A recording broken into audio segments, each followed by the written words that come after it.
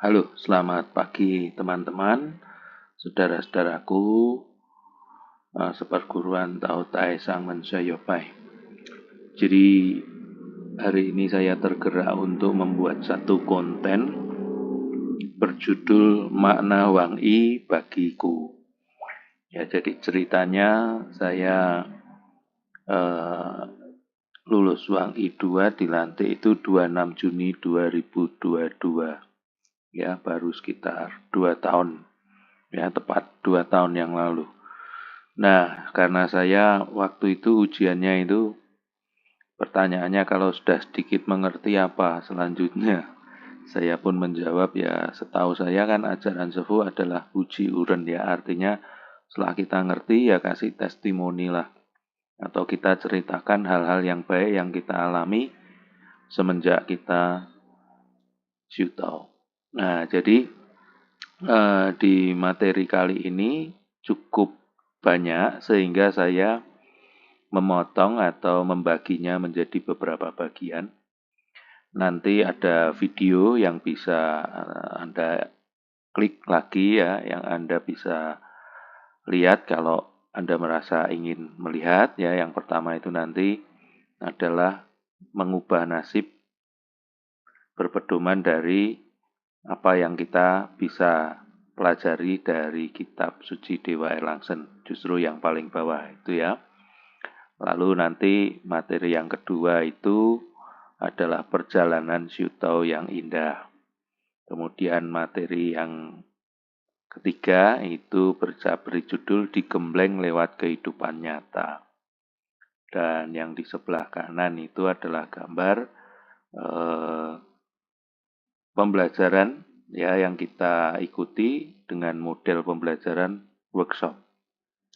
Kemudian selain itu kita sebagai murid ya mau tidak mau sudah menjadi agenda dan kewajiban kita untuk belajar. Kita sendiri yang mesti belajar, entah itu berupa bacaan, entah itu membaca website Tao Tai Sang Men Tao Tai Sang Men yang ada di internet, atau konten-konten yang lain, Facebook ya, Jiang Tao online atau Jiang Tao offline. Ya, kemudian nanti yang bagian sebelah kanan bawah itu adalah kita akan bukan membahas ya, istilahnya saya akan sharing pemahaman kita tentang dimensi kedewaan ya. Jadi ini adalah daftar isinya. Nah, mari kita mulai dari sajian yang pertama ya. Jadi bagi saya memahami Wang I itu ibarat kapal keselamatan ya. Kapal itu dia akan membawa kita dari satu tempat ke tempat lainnya. Dan kalau kapal, istilahnya kapal bukan perahu, berarti itu untuk banyak orang ya. Jadi Wang I bagi saya adalah ibarat saya ketemu kapal keselamatan untuk saya, yaitu yang berisi ada 5 kejodohan di dalamnya. Kejodohan yang pertama adalah saya berjodoh dengan Tao. Nah itu nanti maknanya apa kita lihat ya. Kemudian kejodohan yang kedua adalah kita beruntung karena kita berjodoh dengan Li Sefu ya, guru besar Tao Tai Sang Men yang mengajarkan ilmu kedewaan Tao Yingsu kepada kita. Lalu kejodohan yang ketiga adalah kejodohan dengan ilmu Tao Yingsu tersebut. Kejodohan yang keempat adalah kejodohan dengan Dewa-Dewi Tao. Ya, karena dengan ilmu Tao Yingsu, dimensi kedewaan itu dibuka pintunya kepada kita sehingga sejalan dengan kerajinan dan latihan yang mencukupi, maka keluasan kita untuk mengakses atau berinteraksi dengan dimensi kedewaan juga meningkat. Kemudian kejodohan yang kelima adalah dengan Tao Tai Sang Men Sayopai. Jadi kita mengalami model pembelajaran di mana terjadi guru dan murid, ya kan? Waktu masih ada Li Sefu. Terus kita juga sekarang sudah mengalami model pembelajaran antara murid dengan organisasi, ya di mana perguruan kita ada struktur, ada organisasinya, ada sistemnya gitu. Nah, kapal keselamatan ini apa gunanya ya? Agar kita bisa istilahnya menyeberangkan diri sendiri, ya, sekaligus mampu menyeberangkan orang lain. Ya, kira-kira begitu. Nah, apa itu menyeberangkan diri sendiri? Ya, jadi ringkas kata, istilah menyeberangkan diri sendiri ini nanti bisa kita temui ketika Anda menonton konten yang berjudul Mengubah Nasib Dewa Erlangsen. Ya, intinya di konten ini saya bercerita tentang bahwa kita mesti bisa menyeberangkan diri kita di dalam kehidupan nyata sehari-hari. Ya, mulai dari kita membenahi aspek kesehatan kita, membenahi aspek pikiran, emosi, kepribadian, watak, dan lain sebagainya. Tak ketinggalan pula adalah membenahi ekonomi kita, ya. Karena tanpa kita ditunjang satu ekonomi yang memadai, yang mencukupi, ya kita akan kerepotan juga, ya, untuk mau jingco, ya, mau hening gimana kalau pikirannya masih masih harus mikirin ini belum bayar, ini belum dapat duit, dan lain sebagainya. Jadi itulah konten dalam urusan mengubah nasib, ya. Itu masuk dalam kategori menyeberangkan diri sendiri, ya. Silakan nanti dilihat dari link yang ada di bagian bawah, atau Anda bisa scan QR code yang ada di sebelah kanan itu, ya. Tinggal di-scan pakai HP, nanti langsung kebuka YouTube-nya. Nah, lalu berikutnya adalah dalam urusan menyeberangkan diri juga, kita itu ketemu Tao itu, tadi kan saya bilang, kita berjodoh dengan Tao, berjodoh dengan Tao-nya, berjodoh dengan Li Sefu, berjodoh dengan Tao Yingsu, berjodoh dengan Dewa-Dewi, berjodoh dengan perguruan dan organisasi atau sistem pembelajaran Tao Tai Sangmen Xiaoyopai, ya, dengan jajaran mulai dari Sangmen sampai Wang Yi dan para pengurus, ya. Itu menjadi suatu habitat kita untuk belajar, untuk menunjang kita bisa menyeberangkan diri, ya. Nah, sebelum kita berjumpa Tao, itu kita berjodoh, kira-kira situasi diri kita bisa antara 4 hal ini, ya. Jadi kita ini banyak error, ya. Kalau kita tidak dijodohkan dengan Tao, kita nggak bisa mereparasi error kita. Nyungsep lah, kurang lebih begitu, ya. Kalau error-error dalam diri kita, kekeliruan, kekurangan, ya, tidak kita reparasi, tidak kita perbaiki, ya, ya kita istilahnya jalannya nanti tersesat, kurang lebih begitu, ya. Kemudian kemungkinan yang kedua, kita mungkin errornya nggak terlalu banyak, tetapi kita sedang tertidur. Artinya apa? Kita ini belum menggali seluruh kemampuan, kreativitas, dan produktivitas kita untuk menghasilkan karya-karya atau berperan, berkiprah di tengah masyarakat, di tengah keluarga kita dengan maksimal. Sehingga orang tidak mendapat manfaat dari kita. Ya, itu situasinya. Kira-kira bisa saja kita sedang tertidur, maka kita diperjodohkan dengan Tao. Kemudian yang ketiga, kemungkinan kita terpilih, ya kan, sebagai orang yang akan diberi tugas. Nah, karena nanti akan diberi tugas, kita ini berjodoh dengan Tao untuk dilatih. Ya, dilatih. Nah, kemudian nanti kalau sudah selesai dilatih, ya tentu saja kita mungkin berjodoh dengan Tao karena kita sedang diberi tugas. Dan kita sudah dipercaya akan mampu, sudah dibekali kemampuan, sudah dibekali pelatihan, lalu ditugaskan untuk menyelesaikan sebuah tugas selama mengisi kehidupan kita sampai akhir nanti. Nah, Jadi nanti di dalam video yang kedua yang bisa Anda tonton ya, linknya ada di bagian bawah, dan kalau mau praktis ya cukup Anda scan QR code ini. Ya intinya di dalam konten perjalanan Syuto yang indah, ringkasnya mengajak Anda untuk memikirkan, oh ya kita Syuto itu nomor satu ya benahi dulu jasmaninya agar sehat. Kemudian saya menyebutnya HQ, Health Quotient. Kemudian rohaninya cerdas ya. Rohani ini saya gabungkan ketiga yang sering kita dengar ya, IQ, EQ, dan SQ ya. Kemudian saya masukkan lagi, kita mesti ekonominya mapan, financial ya. Financial kita harus mapan. Kemudian yang keempat, keluarga dan masyarakat tentram. Artinya apa yang kita benahi di tiga hal pertama, jasmani, rohani, dan ekonomi, itu nanti akan menunjang kita untuk membangun satu suasana keluarga yang tentram. Dan ketika kita dalam keluarga itu tentram, maka kita sebagai bagian dari masyarakat juga akan membawa ketentraman, kedamaian ya. Kita nggak bikin masalah karena kita sudah tentram satu keluarga ya.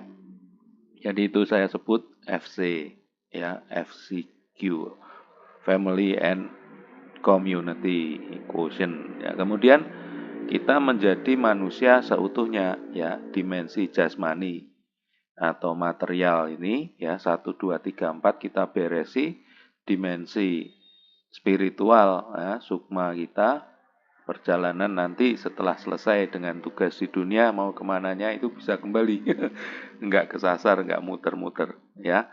Menjadi manusia yang utuh selengkapnya, jasmani, rohani, spiritual, komplit. Ya, itu di video yang kedua, konten yang kedua yang saya beri judul Perjalanan Syuto yang Indah. Karena memang tujuannya agar kita bisa bertemu keindahan ya. Nah, syaratnya apa ya? Kita kan sudah diberi ilmunya, rajinlah Tao Yingsu supaya Anda bisa mendapatkan satu keindahan dalam kehidupan Anda, ya. Nah, ini yang perlu kita juga ingat bahwa Tao dapat menunjukkan jalan tapi tak dapat mewakili untuk berjalan. Jadi semua itu mesti kita jalani walaupun sudah diberi ilmu pusaka yang luar biasa ya, pusaka jasmani rohani yaitu Tao Yingsu, tapi kalau kita tidak berlatih secara mencukupi ya nggak dapat hasil ya. Situasi yang mau dibenahi tadi errornya nggak berhasil dibenahi, tidurnya nggak bangun-bangun ya, kemudian dilatih nggak mudeng-mudeng ya, nggak dong-dong. Kemudian dikasih tugas ya, gimana dikasih tugas, mampu saja belum kan begitu. Nah, lalu kalau kita sudah menempuh perjalanan Syuto, kita sebagai sesama murid fungsinya apa? Ya, karena kan toh tetap masing-masing murid bertanggung jawab atas dirinya masing-masing. Tapi kita sebagai sama-sama pembelajar, kita bisa ikut memberikan inspirasi, kita bisa ikut memberikan testimoni, kita bisa ikut memberikan informasi, pengetahuan, dan kita bisa memberikan ini yang penting, kebersamaan. Kita hadir untuk orang lain. Ketika orang lain butuh teman bicara, mau tanya tentang Tao, mereka datang ke kita dan kita bisa bersama dengan mereka belajar tentang Tao, gitu kan? Kemudian kita bisa memberi semangat, bisa memberi motivasi, ya. Walaupun saya tidak bisa hadir bertatap muka dengan Anda, saya mencoba membuat konten ini supaya dimanapun Anda bisa mengakses sejauh HP-nya ada internetnya ya, internetnya pulsanya nggak habis kan, kira-kira begitu, ya. Nah, lalu di dalam rangka kita bisa menyeberangkan diri sendiri, kita kan mesti mengisi diri dengan pengetahuan-pengetahuan tentang Tao secara mencukupi. Nah, kita itu kebetulan dulu kan waktu Sofu masih ada, kita hubungannya adalah satu guru dengan banyak murid, ya kan? Nah, tetapi karena ini muridnya sudah banyak banget ya, akhirnya kan mau tidak mau dan sefu sudah tidak bersama kita secara fisik, mau tidak mau harus ada satu perguruan, ya. Sehingga disitulah ada Sangmen, ada Wang Yi, ya kan? Lalu Wang Yi ini nanti akan memberikan satu kepanjangan tangan dari Sangmen, ya, untuk memberikan melayani umat dalam rangka bisa menyeberangkan diri mereka masing-masing gitu kan. Nah, kita masuk di dalam lingkungan perguruan ini otomatis kita kan adalah murid, pembelajar ya. Kalau kita pembelajar, kita belajarnya dari mana? Kebetulan ini saya beri foto adalah ketika saya hadir di Blueprint Shuto ya. Jadi salah satu metode pembelajarannya adalah lewat workshop ya. Mengapa? Dari pengalaman saya sendiri, saya sudah ikut 4 workshop dari Sangmen, bahkan masing-masing ada yang 2 kali ya. Itu sangat membantu proses kita mengejar ketertinggalan. Jadi kalau teman-teman mau tahu, saya itu ketinggalan 17 tahun. Dari Wang I 1 ke Wang I 2 itu nunggu 17 tahun. Nah, ketika saya dapat kesempatan ini, saya kejar betul-betul. Dengan cara salah satunya adalah saya berusaha mengikuti kemanapun Sangmen ada workshop. Karena memang ketika kita hadir di workshop, materinya sudah disusun dengan urut dan runut. Jadi kita nangkepnya mudah gitu.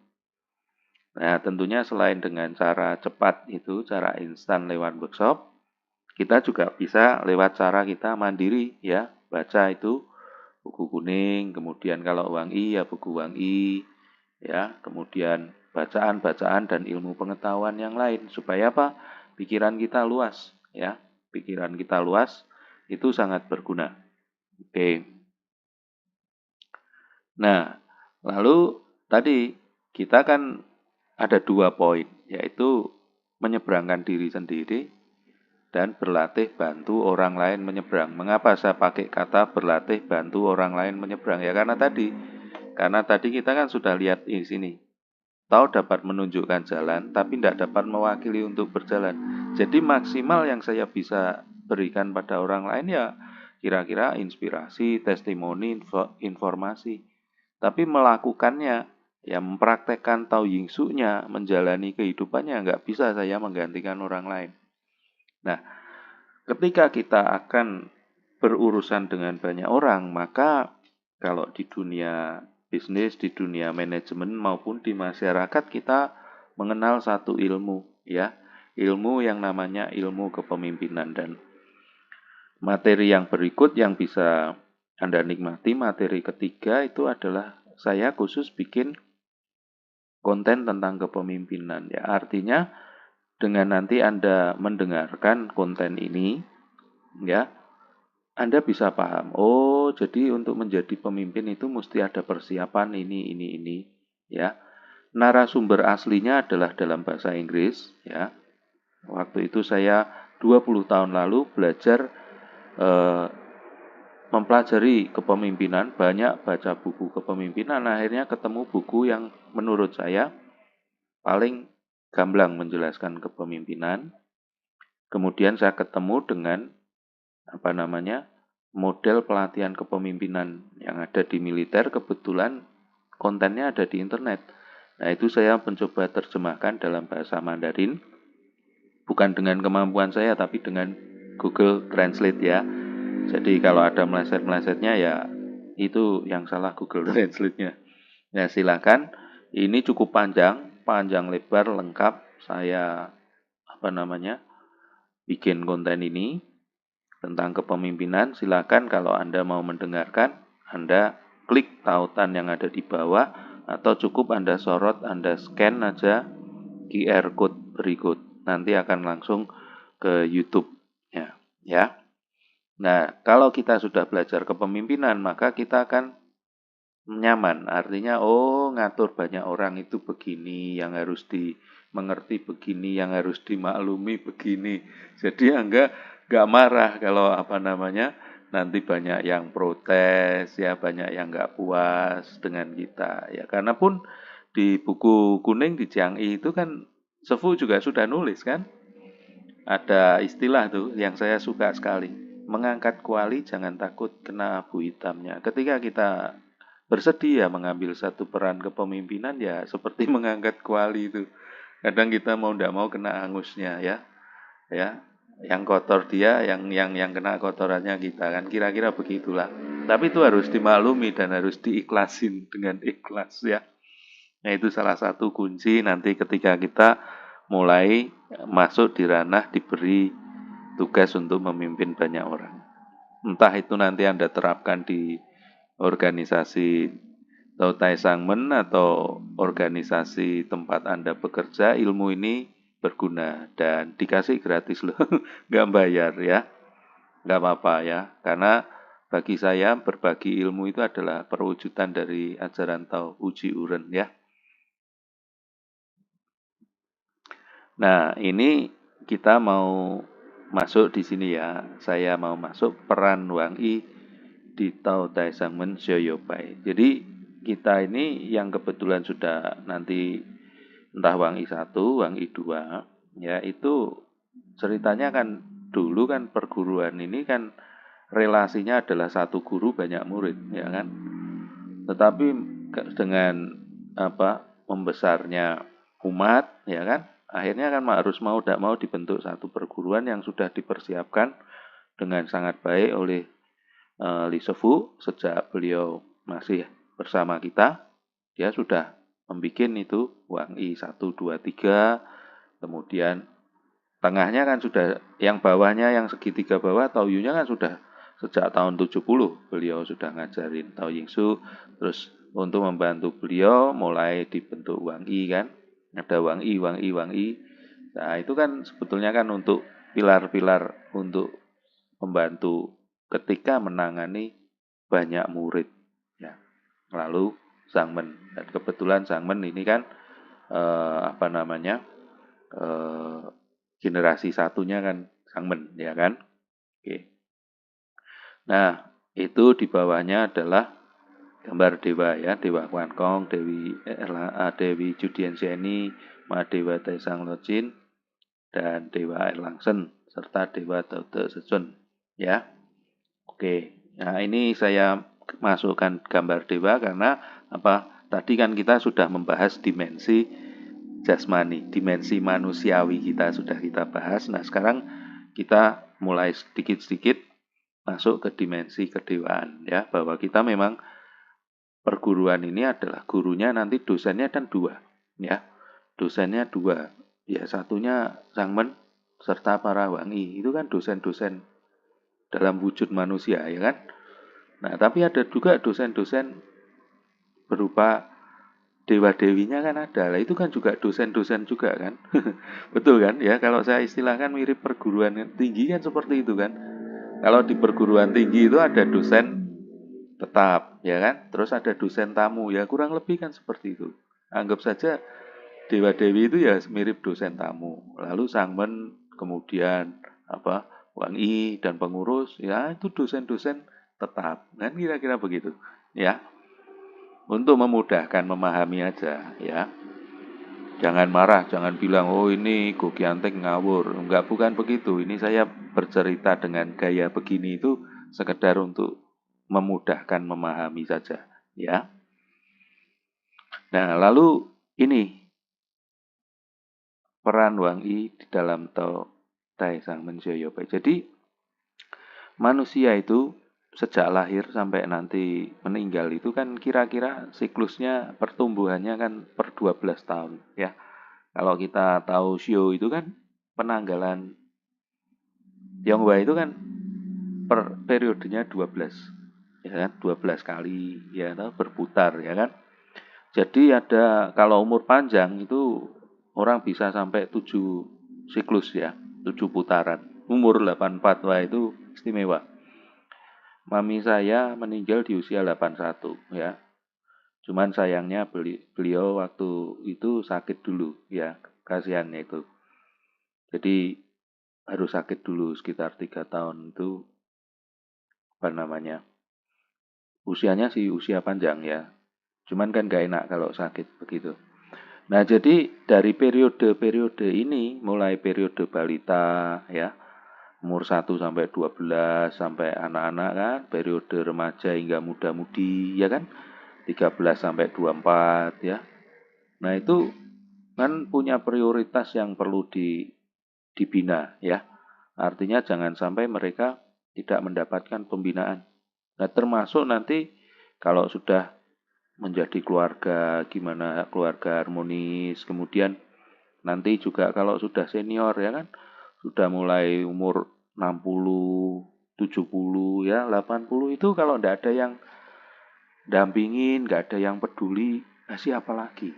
Ya, jadi sebisa mungkin kan saudara-saudara kita yang anak-anak sudah ada EBR, sudah ada apa itu muda-mudi, ya yang tua-tua juga perlu diperhatikan.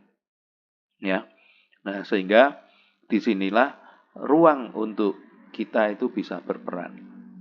Nah kalau saya mengambil peran di mana ya saya bisanya di urusan pengetahuan, konten ya saya mengambil peran di situ ya secara spesifiknya saya ada di situ ya seperti yang saat ini kan kemahiran saya bikin konten ya sudah saya bikin konten dulu gitu ya. Nah lalu peran Wang Yi dalam Tao Tai Sang Men Shoyopai apalagi ya kan. Nah ternyata hebatnya kan Li Sefu itu sudah mengajarkan kita bukan sekedar Tao Yingsu yang untuk berlatihnya aja, tetapi termasuk sudah mendesain upacara-upacara ritual keagamaan ya yang juga dimensinya nggak cuma dimensi manusia tapi juga dimensi kedewaannya juga terlibat ya. Sehingga di sini para wangi itu kan memang akan berperan ketika diselenggarakan ritual upacara ini kan ya. Mulai dari apa ini? Kaikwang ya, pemberkatan altar sembahyang. Kemudian QCC memohon untuk mendapatkan anak ya kan. Kemudian Kuepang, ya anaknya sudah lahir, bagaimana perlindungannya? Ya ini kan, tadi kan ada nih di usia ini. Nah, bagaimana anak-anak usia ini mendapat satu perlindungan dan pengayoman ya pada periode pertumbuhannya ini. Kan rentan-rentannya anak kan di usia segitu ya kan. Nah, ini kan sudah ada upacaranya. Kemudian Kayen Yisi mencari jodoh ya kan, yang ilmu pacarannya belum lihai ya harus dibantu pakai upacara ya kan. Habis itu sudah menikah, gimana nanti dalam keluarga kan kalau ada tumbukan, ada friksi, ada gesekan, itu ada juga apa namanya yisi merawat harmonisan, mohon maaf itu salah ketik, harmonisan keluarga. Kemudian ada, nah ini Ping Anjen ya, ini kalau ada begini tolong saya diundang ya, urusan nomor 6 ini tolong saya diundang, itu penting buat saya. Kemudian 7 pacara ini Poun ya, Poun tiap tahun kan ya, Poun. Kemudian pacara kalau ada yang sakit Yenso. Kemudian ya kalau tadi sudah sampai ini, sudah sampai periode 7 ini kan, nah, sudah mau jadi dewa dia, ya kan? Nah ini ada upacara perkabungan secara lengkap. Enggak saya tulis di sini karena panjang sekali ya, banyak itu. Oke, nah Anda bisa baca mengenai upacara-upacara ini ada di buku biografi Li Sefu ada, juga kalau tidak salah ada ini itu apa Google Drive-nya juga ada. Cuman bukan saya yang pegang linknya. Nah, ini dia.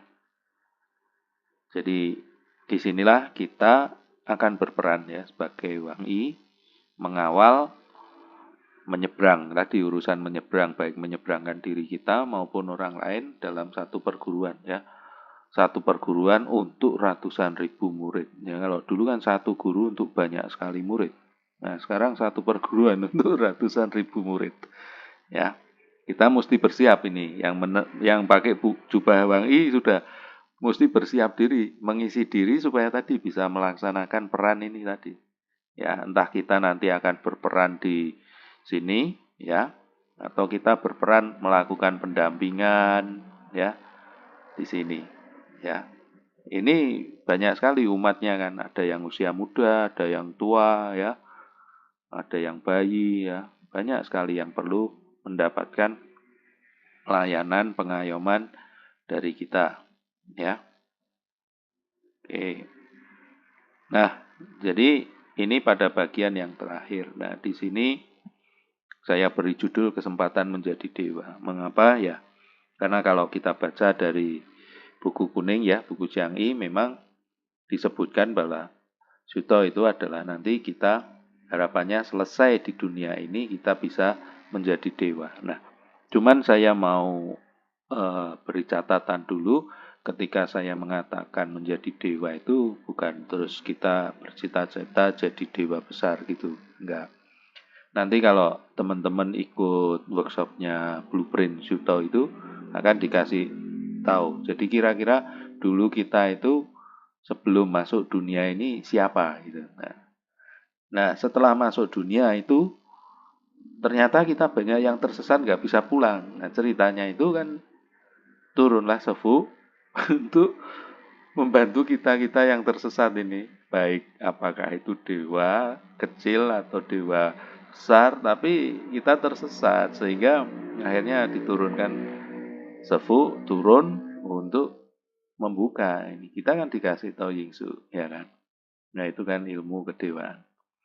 Nah, jadi bagi saya mengartikan dewa itu berarti adalah satu tahapan di mana kita sudah bisa membereskan, bisa menyeberangkan diri kita untuk urusan duniawi, ya. Duniawi tadi sudah saya jelaskan. Ada 5 setidaknya kan, urusan sehat jasmani dan lain sebagainya.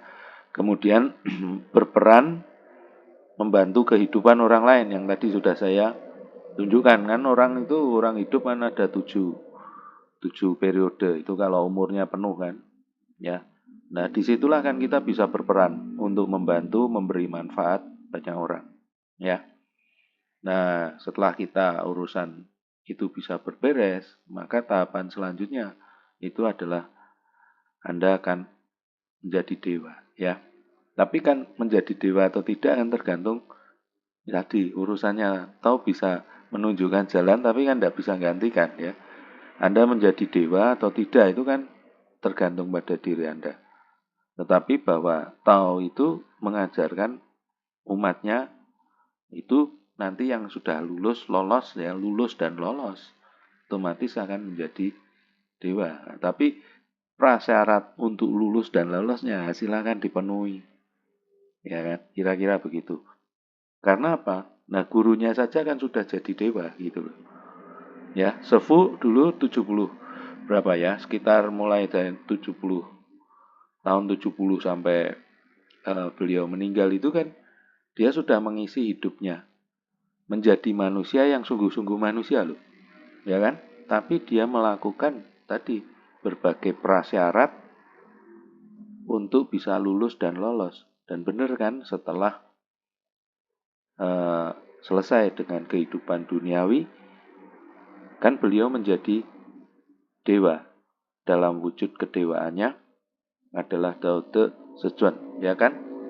Menjadi dewa agung kebajikan dunia. Nah, siapa yang bisa lihat? Nah, kebetulan kok saya ikut pada waktu peresmian altar Dewa Dao De Sejuan di Bangka ya. Betul ya, di Bangka. Dan di situ kan Sang Men udah memberikan penjelasan secara lengkap bahwa untuk bisa melihat wujud Dewa Dao De Sejuan ini ada panitia dan memang mereka punya kemampuan bisa melihat. Ya. Jadi sudah terbukti gitu. Nah, bahwa saya belum bisa, saya latihannya aja masih kurang. Ya kan? Ya gimana saya bisa lihat. Tetapi saya punya kelebihan, saya dipermudah untuk urusan bikin konten ini buat saya suatu hal yang nggak terlalu sulit, makanya saya rajin. Ya, Karena saya dibekalinya di situ. Ya sudah, walaupun saya belum bisa melihat, ya tapi saya percaya. Saya agak sedikit seneng kan. Itu kan Dewa Toto Saswan kan pegang pena. Ya saya kok sukanya nulis, ya kan nggak salah juga. Jadi harapan saya besok ya kalau jadi asistennya aja. Jadi dewa, jadi asistennya, jaga arsip di perpustakaan, ya nggak apa-apa. Ya kan kira-kira begitu. Tetapi yang penting saya sudah nanti bisa lulus dan lolos. Memenuhi prasyarat dan persyaratan untuk bisa lulus dan lolos menjadi dewa. Kira-kira begitu ya.